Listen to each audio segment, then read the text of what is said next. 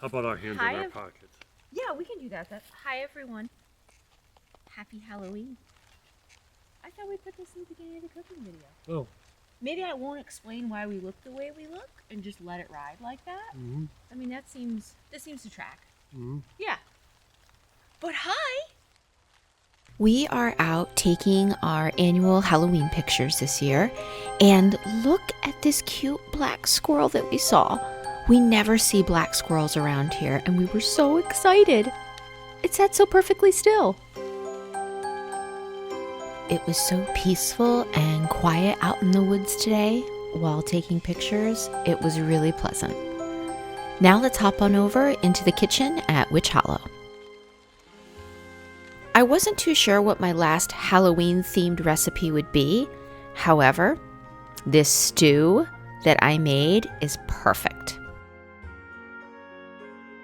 I was trying to think of something warm and something that was a whole meal, but also simple, that you don't have to spend hours in front of it cooking. And this worked out perfectly in a crock pot. So let's get started. We're going to begin by washing 3 large carrots and peeling them, along with washing up 1 large sweet potato. This is a Japanese sweet potato, but you can use a regular sweet potato if you prefer. And then I also washed up some Yukon Gold potatoes.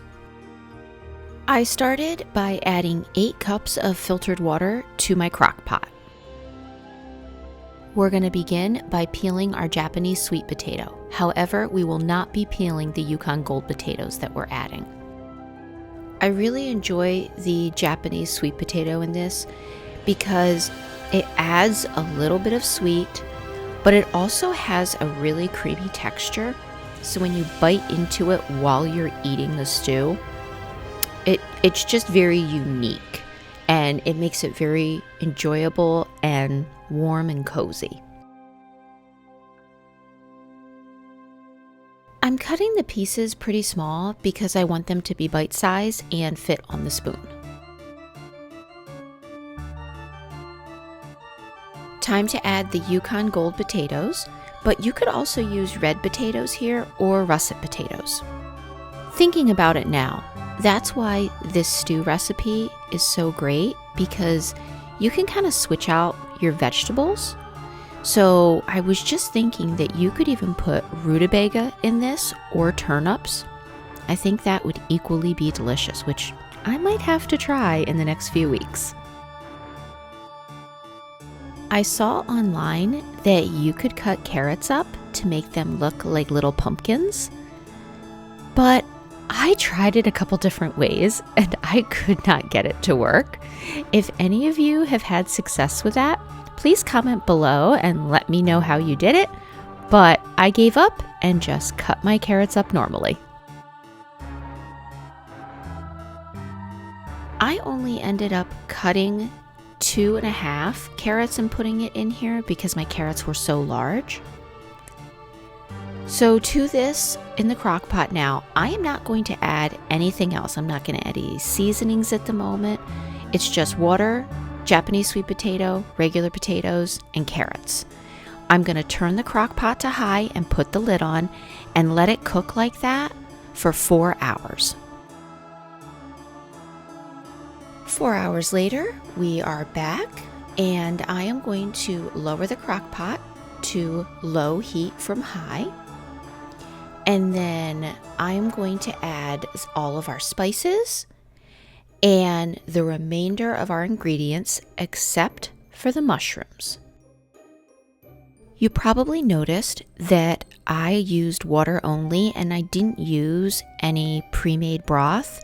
That's just because a lot of, actually all of broths that are already pre-made have onion and garlic in, which I can't have. So I always make my own broth, which is why I'm going to be adding a large variety of flavorings in this step.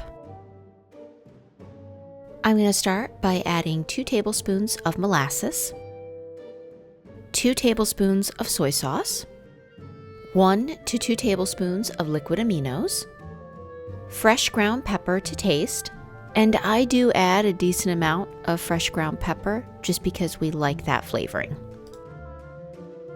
I'm now adding 2 tablespoons of dried parsley from our garden, a tablespoon of dried rosemary from our garden.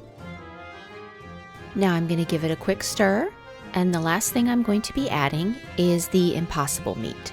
You can use regular hamburger meat in this, whatever you prefer. You can even use Beyond Burger.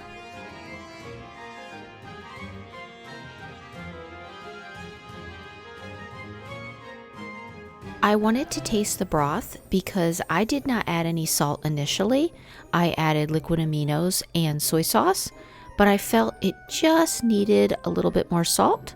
So I added that, and I added a little bit more fresh ground pepper. While this is cooking on low, I am now going to get my mushrooms ready and add the mushrooms about 10 minutes before we're ready to eat. I washed my mushrooms, cut them in half, and left the stems on. And there are a couple different ways that you can cut these mushrooms so that they look like skulls. The first way is that you can use a small paring knife, cut 2 holes for eyes, make 2 little indents for a nose, and at the bottom of the mushroom stem, slice it twice and it'll look like teeth. This is your first option. The second option I found to be easier, which is to take a straw and make the holes for the eyes with that. And as you can see, you just pop them out, and now you have perfectly round eyes. And then again, cut your little nose spots, and then cut the bottom for teeth. And I promise you, they will look more like skulls once they've cooked for 10 minutes. I added my mushrooms into the stew, and the last thing I did was took a mason jar. I added a ladle's worth of the liquid. I put in a tablespoon to 2 tablespoons of flour, shook it up, and now I'm adding that back to my stew so that it makes it a little bit thicker.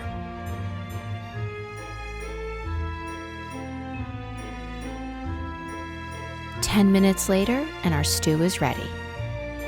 The mushrooms look so cute. This recipe is perfect to make on Halloween. While you're out trick-or-treating or out handing candy out, this can be cooking in your crock pot so that when you come in from the cold, you have a nice hot stew ready for you. Thank you so much for joining me today at Witch Hollow Homestead. I hope you found this video spooky and frightening. Have a happy Halloween, and I hope you have so much fun out there trick-or-treating, handing out candy, or going to parties. Keep it spooky.